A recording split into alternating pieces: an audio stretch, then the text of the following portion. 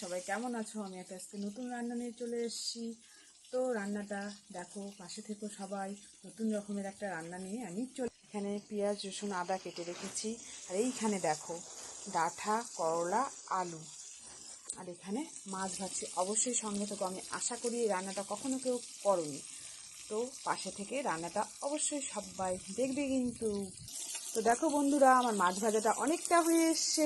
এবার এই যে মশলা করে নেব। কি নিয়েছি? রসুন, আদা, লঙ্কা, জিরে গুঁড়ো আছে, ধনে গুঁড়ো আছে। তো অবশ্যই পাশে থাকবে কিন্তু, রান্নাটা আমি সম্পূর্ণ দেখাতে চাই তোমাদের। তো বন্ধুরা দেখো, জিরার শুকনো লঙ্কা দিয়ে দিয়েছি ফোড়ন। তোমরা হয়তো মনে মনে ভাবছো এই করলা আলু ডাঁটা মাছ পেঁয়াজ রসুন কি করবে এগুলো দিয়ে। তো সঙ্গে থাকো, অবশ্যই আমি আশা করি ভালো লাগবে, রান্নাটা সকলের ভালো লাগবে। আর এটাও আশা করি যে অনেকেই হয়তো এই রান্নাটা কখনো করে খাওনি। এই রান্নাটা কিন্তু আমার রেসিপি না, এটা আমার শাশুড়ি মার রেসিপি। খুব সুন্দর করতো। এখন ততটা আমি আনতে পারবো কিনা রান্নাটা সৌন্দর্য, সেটা আমি জানি না, চেষ্টা করব। তো মানুষটা নেই, কিন্তু মানুষটার রেসিপিটা রয়ে গেছে কিন্তু আমার কাছে। তো তোমরা সবাই পাশে থেকেও রান্নাটা অবশ্যই দেখো।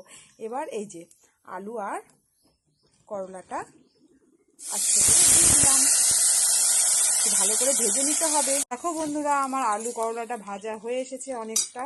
আর এখানে তোমাদের সঙ্গে গল্প করতে করতে আমি পেঁয়াজ দিতে ভুলে গেছিলাম সবজিতে একদম। পেঁয়াজটাকে হালকা করে ভেজে নিচ্ছি। আর এখানে এখন সজনে ডাঁটাগুলোকে দিয়ে দেব। সবাই হয়তো ভাবছো এটা শুক্তো ছাড়া এই সজনে আলু করলা পেঁয়াজ রসুন দিয়ে কী করবে। তো অবশ্যই দেখো, রান্নাটা আমার মনে হয় ভালো লাগবে। তো এই যে সজনে ডাঁটাগুলো দিয়ে একটু নাড়াচাড়া করবো। সজনে ডাঁটা বেশি ভাজতে নেই, সেই কারণেই। এবার হচ্ছে পেঁয়াজগুলোকেও এটাতে কিন্তু হালকা ভেজে দেবো। এই যে পেঁয়াজটা তোমাদের সঙ্গে গল্প করতে করতে একদমই ভুলে গিয়েছিলাম। পেঁয়াজটা দিয়ে একটু নাড়াচাড়া করে নেব ভালোভাবে। তারপর লবণ হলুদ দেবো, মশলা দেবো, আস্তে আস্তে সব দেবো। সঙ্গে থেকো সবাই। এই যে লবণ হলুদ দিয়ে দিলাম, দিয়ে ভালো করে একটু নাড়াচাড়া করে নিয়ে মশলা দেবো। আর একটা মজার ঘটনা বলি সবাইকে, কতগুলো মাছ ভাজলাম আমি, সবাইকে তো দেখালাম। এই যে আমার প্লেট ফাঁকা। আমার হুলু মশাই এসে, আমার ছেলে কাঁদছিল, ঘরে গেছি, এসে দেখি সম্পূর্ণ মাছ হুলুবাবু খেয়ে নিয়েছে। এখন মাছ ছাড়াই সবজিটাকে করতে হচ্ছে। এটার মধ্যে মাছের মাথা দিলে বেশি টেস্ট হতো।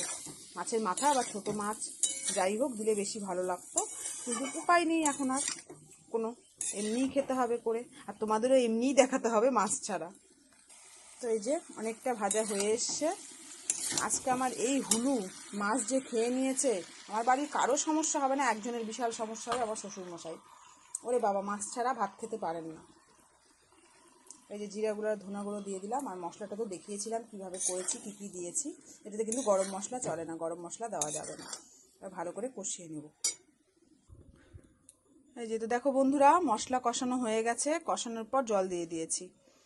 জল দিয়ে এখন একটু সেদ্ধ হতে দেবো, পরে কমপ্লিট হওয়ার পর আবার দেখিয়ে দিই। রান্নাটা পুরোপুরি কমপ্লিট। এই যে এরকম একটু রসা রসা থাকবে। তো রান্নাটা কার কেমন লাগলো একটু জানিও কমেন্টে। আর ভালো লাগলে একটা লাইক কমেন্ট আর শেয়ার অবশ্যই।